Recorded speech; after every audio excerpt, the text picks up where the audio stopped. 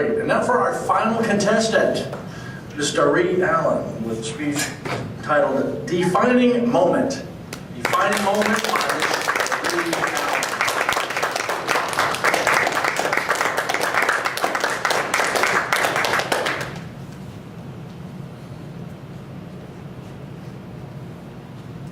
A defining moment is a moment or an event in time in your life where something happens that changes your perspective, shifts your focus, and maybe even turns your world upside down.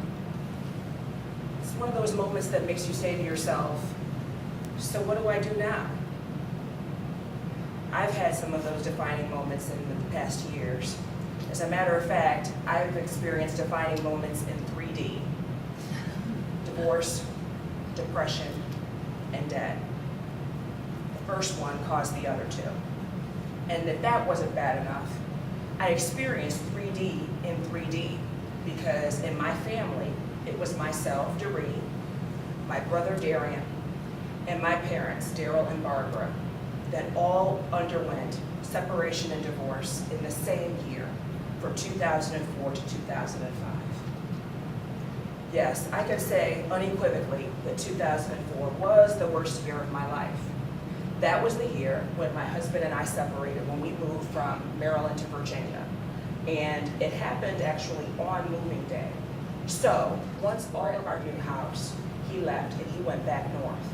I stayed there in a new house where I knew no one in the state of Virginia, had no relatives, had no friends, and I had a 10-month-old baby.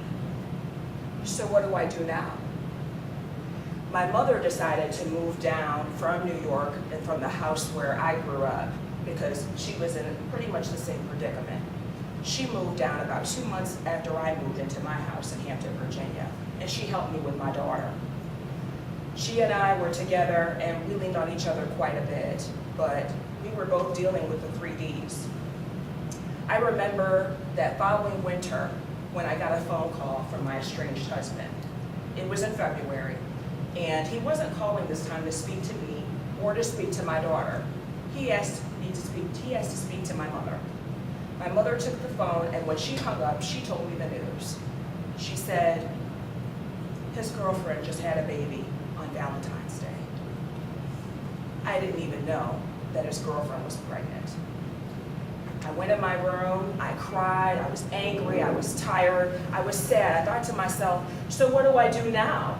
I mean, I'm here in Virginia with our daughter, this little toddler, not getting child support, not getting any support. And he's up there in New York with his new family, and this child is getting all the things that my child should be getting. So what do I do now? A few days later, maybe within that week, I went and searched for something online, something that could help me and relieve me of my distress. And I found a course, a program called Divorce Care. I found it online, and it just so happened that they were having a group at my local church in Newport News, at a local church in Newport News, Virginia. So I told my mom about it. I said, this is great. This sounds like something that I need. And this is something that we can both go to.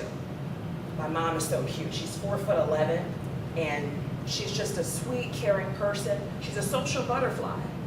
And she turns to me and she says, Daree, I don't want to go to that. I said, Mom, why not? I mean, this could actually help us. This is something that we probably need. She looked at me and she said, I don't think so. I said, Mom, come on. I mean, you love to be around people. Let's get out. Let's go do something. She said, Daree, why would I want to go to a strange church, talk to a bunch of strange people about the fact that your father left me after 31 years of marriage? Why would I want to talk to anybody about that? I said, Mom, I understand what you're saying. I know what Daddy did, and I can't help you. But let's just try it. Let's just go one time and see what happens. She said, okay, fine. I'll go with you this one time, but I'm not saying a word. I said, okay. So we went to the class, and that Thursday was fine. My mom sat in the back, true to her word, very quiet, with her little knitting needles, crocheting a little baby blanket or whatever she was doing. And she was quiet. But after a few weeks, couldn't shut her up. She enjoyed it. She actually ended up going to 3 cycles back to back. Divorce care was such a great, profound thing in my life that in 2007, I ended up becoming a facilitator. I decided that I wanted to help people that were in the same predicament that I was in. Because when you're going through something like that, you feel alone, you feel depressed and discouraged. I myself was so depressed that I shot up all the way to 220 pounds. You wouldn't even recognize me if I showed you the pictures.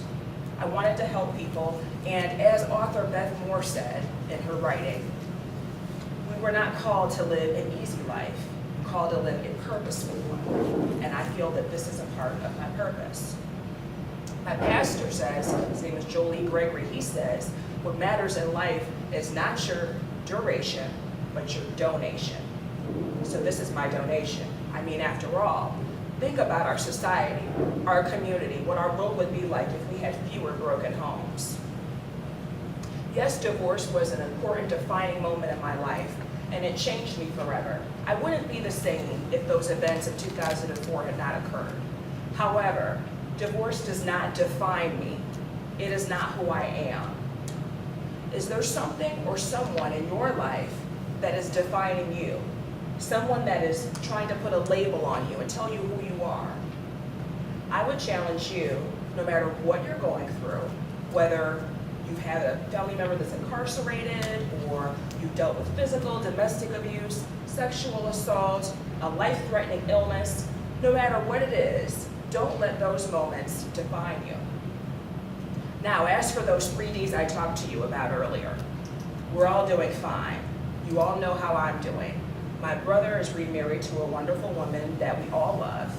My parents are not remarried, but when they are under the same roof, they play well together. Everyone's fine.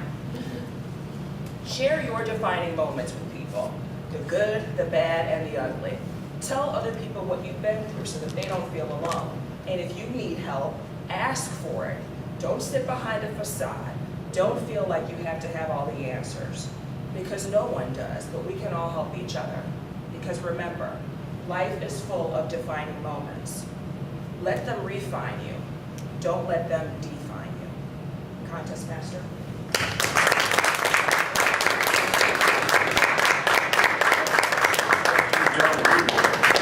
Judges, if you would continue to make your mark, please.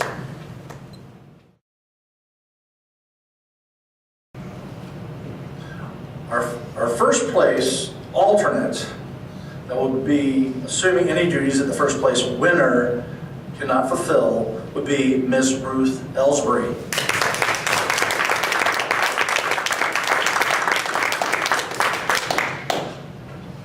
And the winner of the International Speech Contest at our club level would be Miss Doree Allen.